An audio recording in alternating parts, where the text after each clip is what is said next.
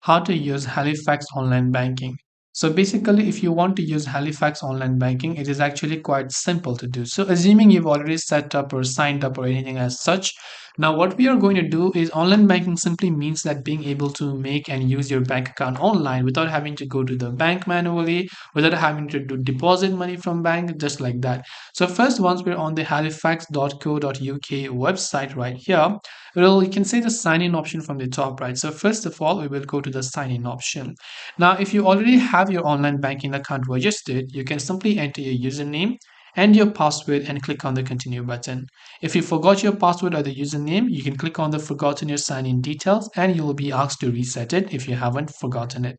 Now, if you have not yet even registered for online banking, however, you can click on the register online button and based on your bank account details, you can set up an online access for your online banking by clicking the register here option.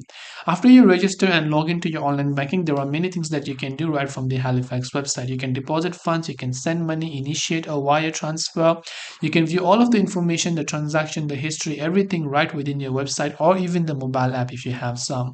So I hope that this video pretty much helped you understand how online banking works and how you can use them or get started as a beginner.